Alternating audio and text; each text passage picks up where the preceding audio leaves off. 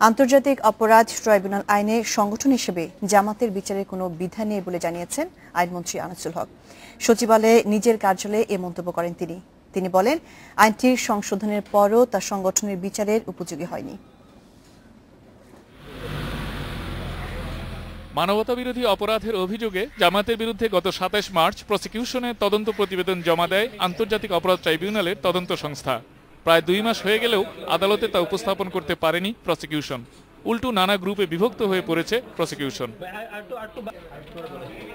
এবার আইনমন্ত্রী আনিসুল হক জানালেন, এখন বিচার করলে আপিল বিভাগে জামায়াতের নিবন্ধনের মামলায় প্রভাব পড়তে পারে।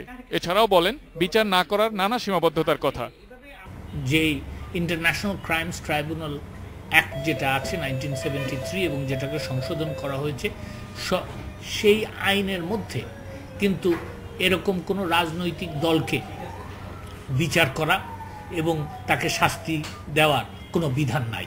তদন্ত রিপোর্ট একটা আছে সঠিক, কিন্তু এই পর্যায়ে অন্যান্য পারিপার্শ্বিক দিকগুলি বিবেচনা করে আমাকে এগিয়ে যেতে হবে।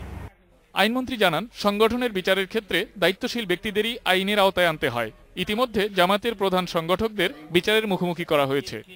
এই সংগঠনের যে যারা হর্তাকর্তা ছিলেন, যারা এই মানবতা বিরোধী অপরাধ এবং যুদ্ধ অপরাধ সংগঠিত করেছেন, তাদেরকে কিন্তু অলরেডি বিচারের আওতায় আনা হয়েছে। সেই ক্ষেত্রে দ্বিতীয়বারের মতন এদেরকে আবার একটা শাস্তি দিলে এই যে আগে যে শাস্তি দেওয়া হয়েছে তার সাথে কিন্তু এটা সাংঘর্ষিক হবে কিনা সেটাও আমাদেরকে বিবেচনা করতে হবে। জামায়াতের সাথে আওয়ামী লীগের কোনো সমঝোতা হতে পারে না বা এর কোনো সুযোগ নেই বলেও মন্তব্য করেন আইনমন্ত্রী আনিসুল হক।